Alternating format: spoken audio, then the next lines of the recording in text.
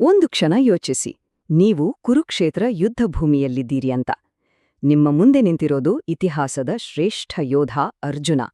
ಅವನ ಒಂದು ನಿರ್ಧಾರ ಇಡೀ ಸಾಮ್ರಾಜ್ಯದ ಭವಿಷ್ಯವನ್ನೇ ಬರೆಯಬಹುದು. ಆದ್ರೆ ಆ ನಿರ್ಧಾರ ತಗೊಳ್ಳೋಕೆ ಮುಂಚೆ ಅವನು ತನ್ನ ಅಸ್ತಿತ್ವದ ಬಗ್ಗೆನೇ ಪ್ರಶ್ನೆ ಮಾಡಬೇಕಾದ ಪರಿಸ್ಥಿತಿ ಬಂದಿದೆ. ನಮ್ಮ ಕಥಾನಾಯಕ ಅರ್ಜುನ, ಅವನ ಸ್ಥಿತಿ ಹೇಗಿದೆ ಅಂದ್ರೆ ಸಂಪೂರ್ಣವಾಗಿ ಕುಸಿದು ಹೋಗಿದ್ದಾನೆ.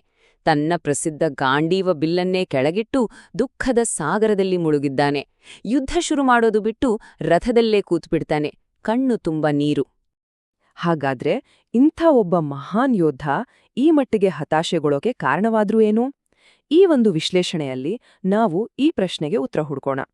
ಇದು ಬರೀ ಒಂದು ಯುದ್ಧದ ಕಥೆಯಲ್ಲ, ಬದ್ಲಿಗೆ ಕರ್ತವ್ಯ, ದುಃಖ ಮತ್ತೆ ಬದುಕಿನ ಅರ್ಥದ ಬಗ್ಗೆ ನಮ್ಮೆಲ್ಲರಲ್ಲೂ ನಡೆಯೋ ಒಂದು ಆಂತರಿಕ ಸಂಘರ್ಷದ ಕಥೆ. ಅರ್ಜುನನ ಬೆಕ್ಕಟ್ಟಿಗೆ ಕಾರಣ ಎದುರಾಳಿ ಸೈನ್ಯದ ಬಲ ಅಲ್ಲ, ಖಂಡಿತ ಅಲ್ಲ.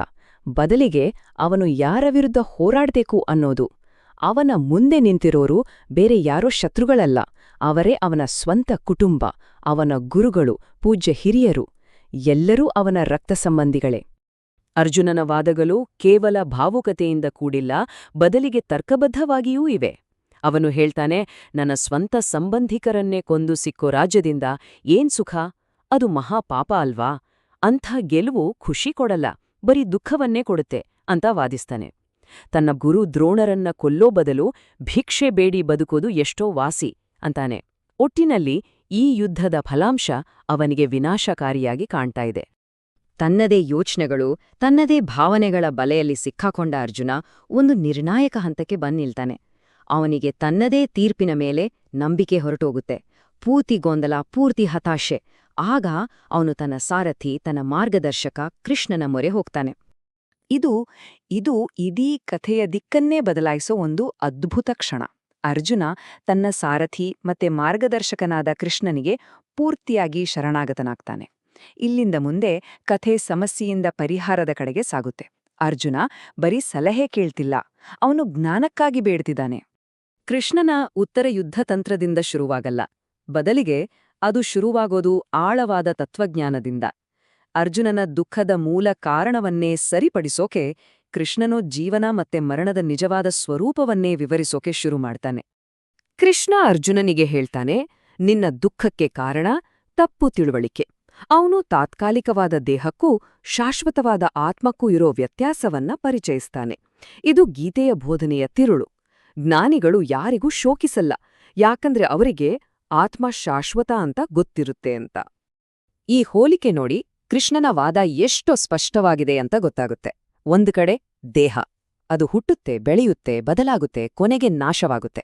ಆದ್ರೆ ಇನ್ನೊಂದ್ ಕಡೆ ಆತ್ಮ, ಅದಕ್ಕೆ ಯಾವ ಬದಲಾವಣೆನೂ ಇಲ್ಲ, ಅದು ಯಾವಾಗ್ಲೂ ಇರುತ್ತೆ, ಅದನ್ನ ನಾಶ ಮಾಡೋಕೆ ಸಾಧ್ಯನೇ ಇಲ್ಲ. ಪುನರ್ಜನ್ಮದ ಈ ಕಲ್ಪನೆಯನ್ನ ಸುಲಭವಾಗಿ ಅರ್ಥ ಮಾಡ್ಸೋಕೆ ಕೃಷ್ಣ ಒಂದು ಅದ್ಭುತವಾದ ಬಟ್ಟೆ ಬದಲಾಯಿಸೋ ಉದಾಹರಣೆ ಕೊಡ್ತಾನೆ. ನಾವು ಹಳೇ ಬಟ್ಟೆ ಹಾಳಾದಾಗ ಅದನ್ನ ಬಿಸಾಡಿ ಹೊಸ ಬಟ್ಟೆ ಹಾಕೊಳ್ತೀವಲ್ವಾ, ಠೀಕ್ ಹಾಗೇನೆ ಆತ್ಮ ಕೂಡ ಹಳೆಯ ಜೀರ್ಣವಾದ ದೇಹವನ್ನ ಬಿಟ್ಟು ಹೊಸ ದೇಹವನ್ನ ಸೇರಿಕೊಡುತ್ತೆ. ಅಂದ್ರೆ ಸಾವು ಅನ್ನೋದು ಅಂತ್ಯ ಅಲ್ಲ, ಅದೊಂದು ಬದಲಾವಣೆ ಅಷ್ಟೇ. ಇಲ್ಲಿ ಸೌತಿ ಮುಖ್ಯವಾದ ಅಂಶ ಅಂದ್ರೆ ಆತ್ಮದ ಅವಿನಾಶಿ ಗುಣಗಳು. ಕೃಷ್ಣ ಅರ್ಜುನನಿಗೆ ನೆನಪಿಸ್ತಾನೆ, ನೀನು ಯಾರನ್ನ ಕೊಲ್ಲೋಕೆ ಭಯಪಡ್ತಿದ್ಯೋ ಅವರ ನಿಜವಾದ ಸ್ವರೂಪವಾದ ಆತ್ಮವನ್ನ ಕೊಲ್ಲೋಕೆ ಸಾಧ್ಯವೇ ಇಲ್ಲ. ಯಾಕಂದ್ರೆ ಅದನ್ನ ಶಸ್ತ್ರದಿಂದ ಕತ್ತರಿಸೋಕಾಗಲ್ಲ, ಬೆಂಕಿಯಿಂದ ಸುಡೋಕಾಗಲ್ಲ. ಶಸ್ತ್ರಾಸ್ತ್ರಗಳು ಬರೀ ದೇಹವನ್ನ ನಾಶ ಮಾಡಬಲ್ಲವೋ, ಆತ್ಮವನ್ನ ಮುಟ್ಟೋಕೂ ಆಗಲ್ಲ. ಸರಿ, ತತ್ವಜ್ಞಾನದಿಂದ ಈಗ ಪ್ರಾಕ್ಟಿಕಲ್ ವಿಷಯಕ್ಕೆ ಬರೋಣ. ಆತ್ಮದ ಬಗ್ಗೆ ಜ್ಞಾನ ಕೊಟ್ಟ ಮೇಲೆ ಕೃಷ್ಣ ಜಗತ್ತಿನಲ್ಲಿ ನಮ್ಮ ಪಾತ್ರ ಮತ್ತು ಜವಾಬ್ದಾರಿ ಬಗ್ಗೆ ಮಾತಾಡ್ತಾನೆ. ಇದು ಅರ್ಜುನನ ತಕ್ಷಣದ ಬಿಕ್ಕಟ್ಟಿಗೆ ನೇರವಾದ ಉತ್ತರ. ಇದನ್ನೇ ಯೋಧನ ಕರ್ತವ್ಯ ಅಥವಾ ಧರ್ಮ ಅಂತ ಕರೆಯೋದು. ಸ್ವಧರ್ಮ ಅನ್ನೋ ಪದ ಇಲ್ಲಿ ಕೇಂದ್ರಬಿಂದು. ಅಂದ್ರೆ ಪ್ರತಿಯೊಬ್ಬರಿಗೂ ಅವರವರ ಸ್ಥಾನಕ್ಕೆ, ಸ್ವಭಾವಕ್ಕೆ ತಕ್ಕಂತೆ ಒಂದು ನಿರ್ದಿಷ್ಟ ಕರ್ತವ್ಯ ಇರುತ್ತೆ. ಅರ್ಜುನ ಒಬ್ಬ ಕ್ಷತ್ರಿಯ, ಅಂದ್ರೆ ಯೋಧ. ಹಾಗಾಗಿ ನ್ಯಾಯಕ್ಕಾಗಿ ಧರ್ಮಯುದ್ಧದಲ್ಲಿ ಹೋರಾಡೋದು ಅವನ ಪವಿತ್ರ ಕರ್ತವ್ಯ. ಅದರಿಂದ ಹಿಂದೆ ಸರಿಯೋದು ಅಧರ್ಮ, ಅದು ಸ್ವರ್ಗದ ಬಾಗಿಲನ್ನ ಮುಚ್ಚುತ್ತೆ. ಕೃಷ್ಣ ಅರ್ಜುನನ ಮುಂದೆ 2 ಆಯ್ಕೆಗಳನ್ನ ಸ್ಪಷ್ಟವಾಗಿ ಇಡ್ತಾನೆ. ಹೋರಾಡಿದ್ರೆ ಯೋಧಧರ್ಮ ಪಾಲಿಸಿದಂತಾಗತ್ತೆ, ಯುದ್ಧದಲ್ಲಿ ಸತ್ರೆ ಸ್ವರ್ಗ ಸಿಗುತ್ತೆ, ಗೆದ್ರೆ ರಾಜ್ಯವನ್ನ ಆಳ್ಬೋದು. ಒಂದು ವೇಳೆ ಯುದ್ಧಭೂಮಿಯಿಂದ ಓಡಿಹೋದ್ರೆ ಅಪಾರವಾದ ಅಪಕೀರ್ತಿ, ಪಾಪ, ಅವಮಾನ ಎಲ್ಲವನ್ನೂ ಹೊರಬೇಕಾಗತ್ತೆ. ಈ ಒಂದು ಮಾತು ಕರ್ತವ್ಯ ಬಿಟ್ಟು ಓಡಿ ಹೋಗೋದ್ರ ಹಿಂದಿರೋ ಸಾಂಸ್ಕೃತಿಕ ಮತ್ತೆ ನೈತಿಕ ಭಾರವನ್ನ ಒತ್ತಿ ಹೇಳುತ್ತೆ. ಗೌರವ ಇರೋ ವ್ಯಕ್ತಿಗೆ ಅವಮಾನ ಅನ್ನೋದು ಸಾವಿಗಿಂತಲೂ ಕೆಟ್ಟದ್ದು. ಒಬ್ಬ ಯೋಧನಿಗೆ ಅವನ ಗೌರವವೇ ಪ್ರಾಣ.